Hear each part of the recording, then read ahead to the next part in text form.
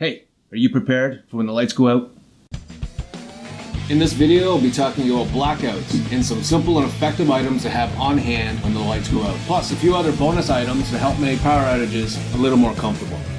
Let's do it.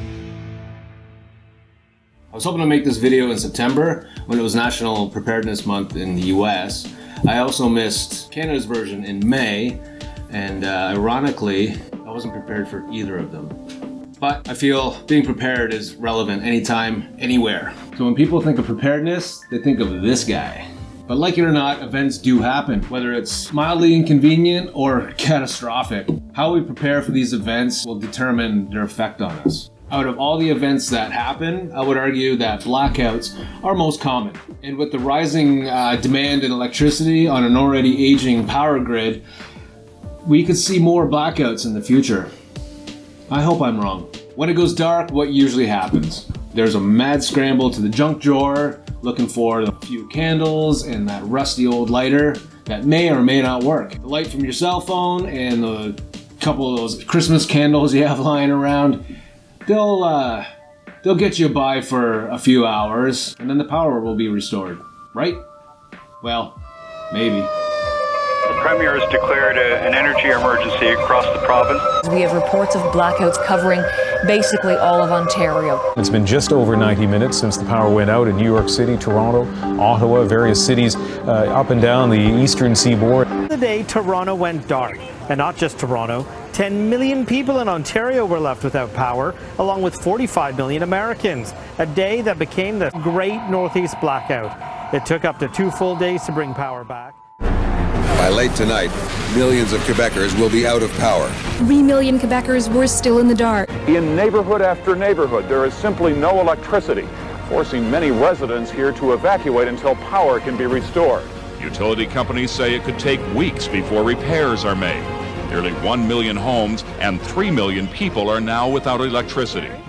The power has been out here, and it's evidence of how this catastrophe is unfolding in so many ways. Millions still without power or water. The city of Houston, the so-called energy capital of the world, brought to its knees as officials here tell residents with power to boil water.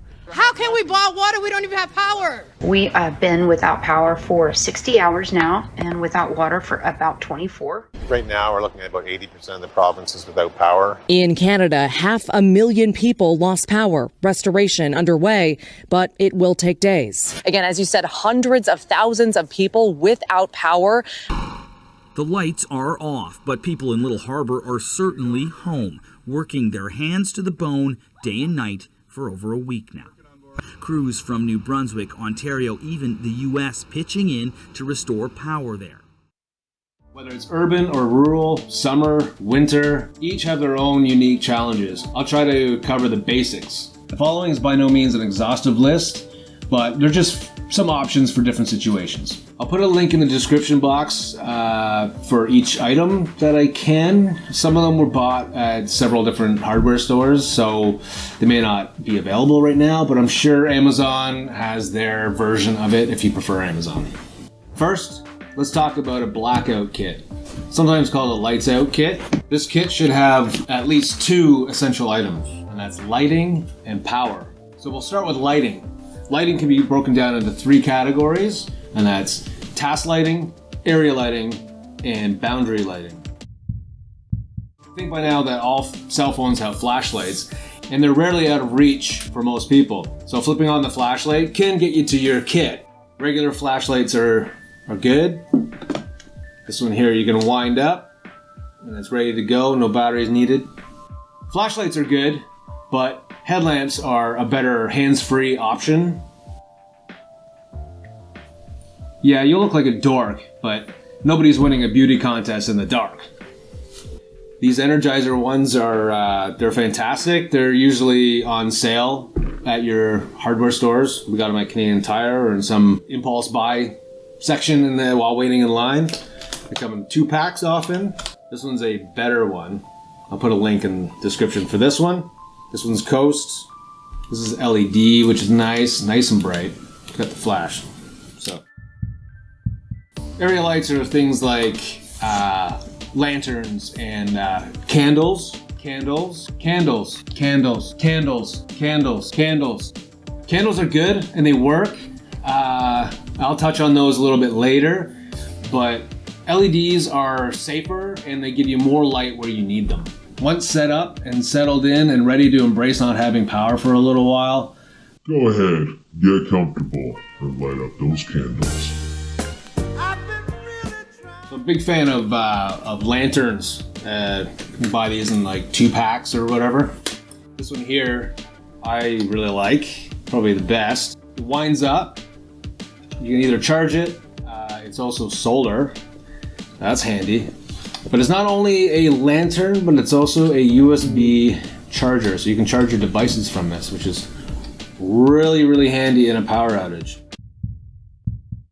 While not always an abundant amount of light, things like glow sticks or the solar garden lighting work really well to highlight areas like stair landings and trip hazards that you may not see when it goes dark.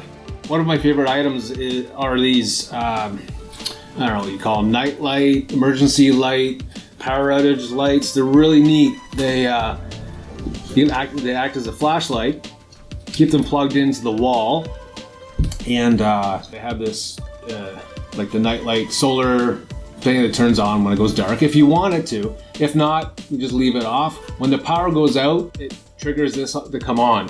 They don't cast a lot of light though, but they get you where you need to go, and they're really handy. The next is power.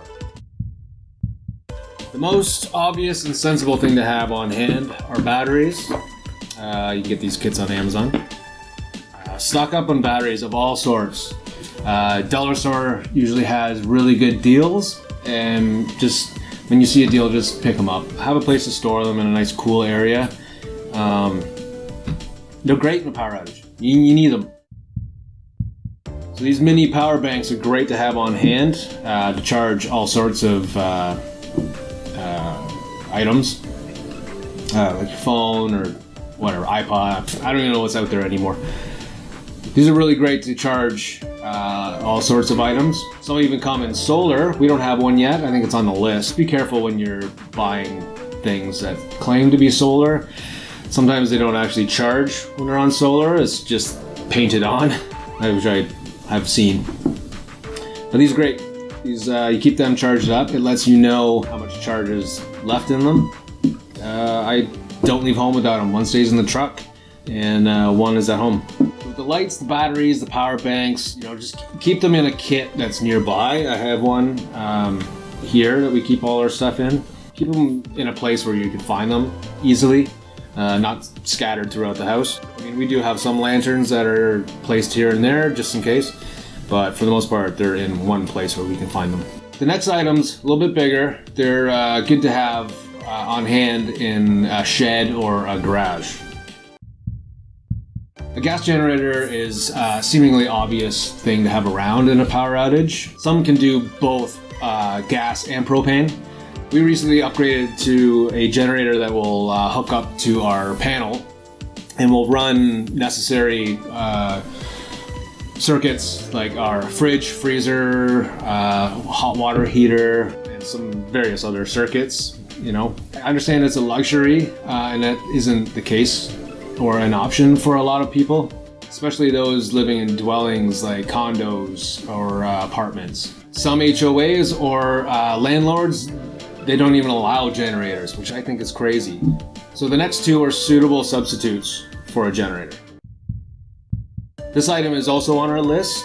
Brands like Bluetti, Jackery offer compact power banks that you can charge up with your 12 volt from a vehicle, or while you do have power, plug it into your wall and it stays charged for when you need it. Some have add-ons like solar panels that essentially turn it into a solar generator, and these are typically used for off-grid situations like off-grid cabins, cottages, RVs, camping, stuff like that.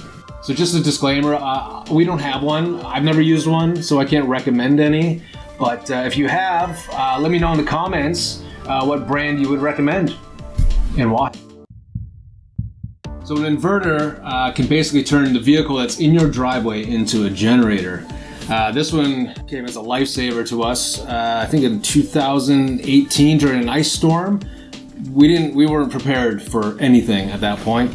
Power went out. Our sump pump didn't have power. We searched. I drove everywhere around looking for generators. There wasn't one on the shelf. They were sold out everywhere. Think of the toilet paper thing in 2020. But I got this, I hooked it up while Lana was bailing our basement out. Hooked it up and it got us through that little bit of a crunch. In regards to generators and power banks, you really need to know what your demand is realistically, and then you can purchase one that will fit your needs. I mean, even on a budget, these things will get you by. Even a small unit like this, it's fantastic. Bonus tip, get yourself some heavy duty extension cords. If you think one is enough, get two. Generating crucial power is pointless if it can't reach where you need it. If you have one too many, offer one to your neighbor. You can be the lifeline. Community is important during hard times. And anytime really, but especially in hard times. Okay, so we have lights and rudimentary power covered. But blackouts can also knock out heat and cooking sources, so let's get into that. Wood fireplaces. They are the go-to source that you would think when the power goes out and you need heat. That's what you need. Wood, it's everywhere. Unfortunately, many are being swapped out or substituted for gas ones. I do believe gas ones still work under power outage. I mean, you may not have your fan, but I think you'll still have a source of heat. Confirm that with your model. Don't rely on what I'm saying. If your model doesn't run when the power is out, there might be a workaround that you can, generate some sort of power to it with the things I've mentioned already. With a power outage, typically your furnace is knocked out too. So those with only a furnace will have to be a little more crafty. So, Mr. Buddy heaters. They're a great source of heat in a pinch. There is much debate on whether they are safe for indoors or not. The manufacturer website doesn't specifically say house, but it does say it's safe for indoors unless you're in Canada or Michigan, which is bizarre. So you can use the 5-pound canisters here, or with the approved adapter, you can hook up the 20-pound propane tank from, say, like your barbecue. But do not, and I repeat, do not, and I told you not to do this, do not have your propane tank inside. We ran ours outside through a window, just a little window crack, and then put a little bit of tape, and you'll be fine. Now, candles.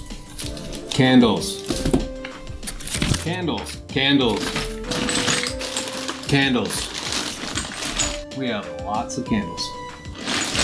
So candles, when used safely, are a great source of heat for survival. These emergency candles, they typically burn for 5 to 9 hours, depending on what type you get. But they're pretty good. I mean, there are ways to amplify the heat, whether it's a clay pot or a tin can with tea lights inside. They'll give you enough warmth in a pinch to at least keep your hands warm, or any confined space that you're in. So we made these emergency candles out of just simple vegetable oil in a wick. And in theory, they should burn for days and give off some heat. I'll probably do a video about that in the future. This lantern, which we haven't really tested yet, claims to be able to cook on or boil water or something. I suspect it's more for a little bit of heat and light, but one of these days I think we'll try it out. So emergency heat sources are they're typically small and meant to be space heaters, so don't expect them to heat your entire house. There are several methods to really lock in the heat into a small space, like creating a microclimate of sorts. You can do that with a tent or a fort made out of blankets. Get creative. staying warm is crucial.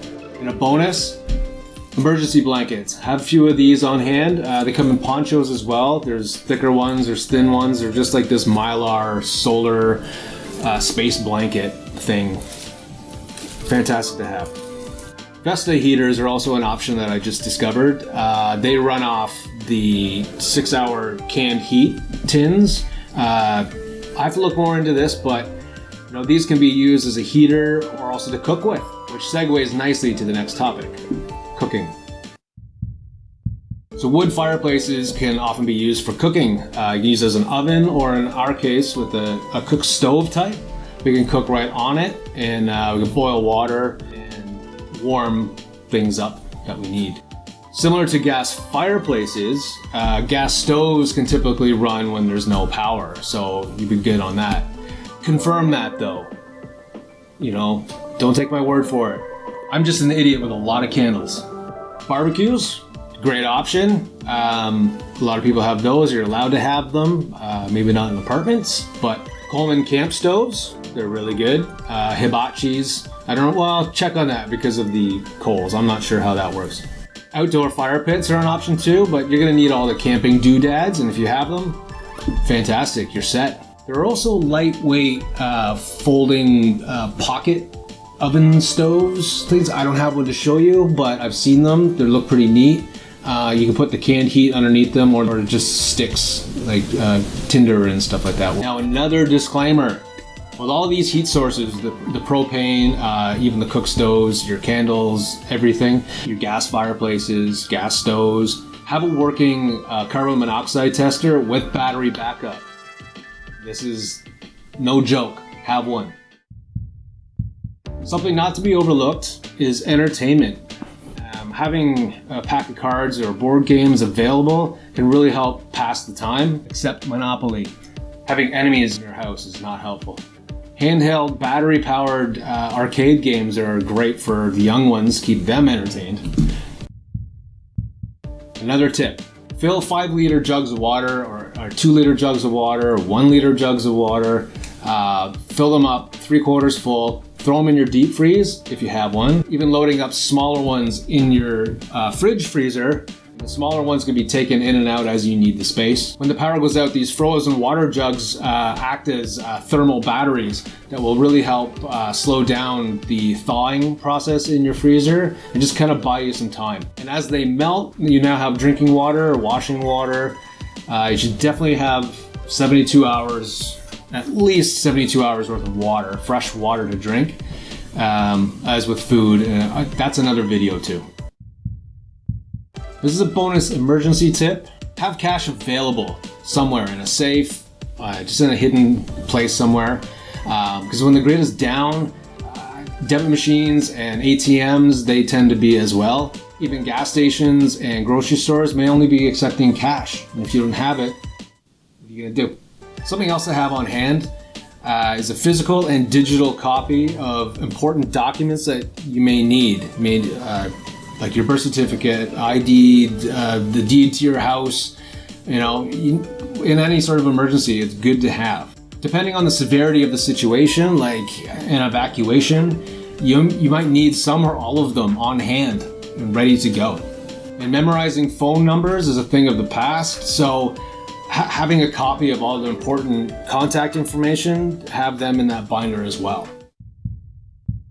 First aid kits, lighters, matches, having 72 hours worth of food and water. There's just so much to cover when it comes to emergency planning. And this video would be hours long. What items do you have ready to go when the power goes out? Let me know in the comment section. If you found this video helpful, please like, share, and subscribe. Much appreciated and really helps out the channel. Thank you.